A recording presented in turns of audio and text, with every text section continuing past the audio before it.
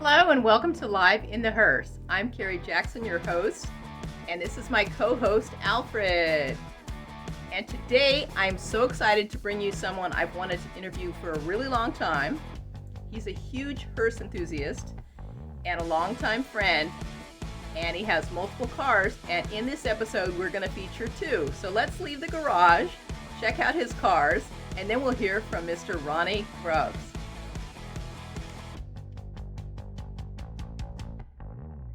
The first car we're going to check out is a 1996 Flower car. It's a Cadillac car built by Eagle Funeral Coach, and it was the last in its production line. It features a really cool green velvet casket bay, and it's just a lovely car, so check it out.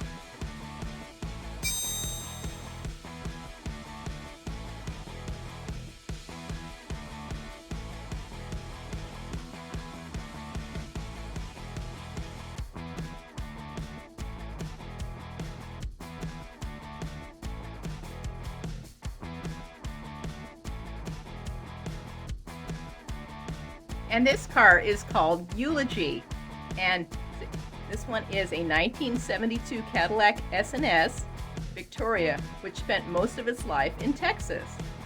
This is the car we're going to interview Ronnie in. It's going to be really cool. The color is a Crescenta Pewter, which is a custom color made for this car, and it has a black Cobra top. Check it out. And then we're going to hear from Mr. Ronnie Grubbs.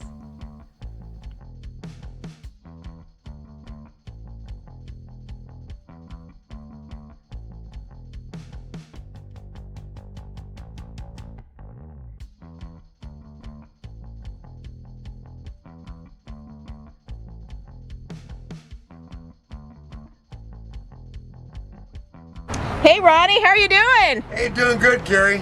Long time no see. I know, where we been? I know, it's been crazy. It's been so crazy. But I have a question for you for Live in the Hearse. Okay. And my question is, what age were you when you knew you absolutely had to have a hearse or an ambulance or some kind of pro car? I was 12. Cool, that's awesome. Yeah. And what was your idea of the best car at that time? The one that drove across the intersection. That was a 65 millimeter three-way, all black, Landau, in the rain, just drove right across the intersection. I was like, Mom, what kind of car was that? She said, that's a hearse. I go, what's a hearse? She said, they take dead people to the cemetery. I go, I want a car like that. And that's where it started. That's fantastic. Okay, Ronnie, I know you have a lot of cars, and I want to know which ones are your favorite. That's like asking which ant is my favorite. My favorite from the 40s is my 40 LaSalle. From the 50s, my 59 Hearse. 70s, Eulogy. God. From the 90s, probably my 96 Masterpiece. In the 2000, my Echelon. So to pick one, I better not say because the other one will try to run me over. So, I really couldn't tell you. Every time I get it, I'm like, oh, I love this car, you know? Everyone's got their own character. And I love that, and that's the beautiful enthusiasm.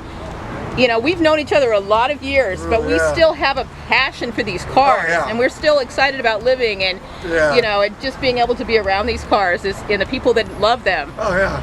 And that's fun. You show up and there's always a different car you want to see, where they bought it, what got them interested, and I go, that was me as a kid. Yeah. I love that. Admired you because I feel like you're in a really caring profession. What have you learned being in this profession? You learn to respect life. You learn to respect people, no matter what kind of casket they're going into or what kind of clothing they're going into. There's always a reason for something. You've learned you're not going to be here every day. I've met people at funerals. I'm taking care of their husband, and then we get another call like 6 weeks later to go out to do another funeral for the same family. I pull up looking forward to meet the wife again and take her in a wheelchair around the funeral. And I get there and come to find out she's the one that passed away. And it's just really, I start crying and the family's hugging me. I'm like, I should be hugging them, but you know, it's just like there's no guarantee for tomorrow. And the beauty of people hugging you that are in grief is really a beautiful thing, I think. Oh yeah, it's just it's a trip. In some families I see more than twice a year. Hey Ronnie, good to see you. Under the conditions, they go, no, I get it. So next time we meet, let's meet at a car show, at the beach, or mini schnitzel, you know, something a little more lively or fun, you know. But if we meet again this way, I'm here for you guys. You know? Oh, I love that. Another thing I learned too is get rid of all your crap, you know. Too many clothes, too many car parts, because when you die, you leave all this stuff behind. And like, I don't want someone going through all my, what they call dirty laundry, all my stuff I'm trying to put away, and I don't want to leave a big burden. Oh my God, that's a great thought, Ronnie. That's a wonderful thing to take away. I go in houses, I'm like, oh my God, this is going to be hard to move a lot of things out. But keep your stuff clean. You know, that's awesome. Get organized. You know, and me being in the business, I tell people, hey, plan the stuff out, write it down. Me, I don't even have my own stuff written down. And just recently, losing my brother just makes me think a lot. I need to get my shit together. No, that's all very important. And hey, brother man, I love you. Thank you. You're my long-term friend, Kerri. and thank you for being on Live in the Hearse. Oh, thank you for having me.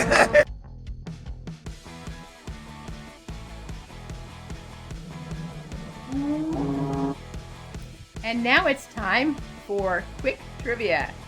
Hey, Alfred, do you know who made the first motorized hearse? You don't? Okay. Well, in 1908, May 1st, 1908 to be specific, the General Vehicle Company came up with an electrical hearse. And after that, the next one would be the Crane and Breed Company, which came up with a commercially available hearse based on the stylings of horse-drawn hearses. And that has been your quick trivia moment.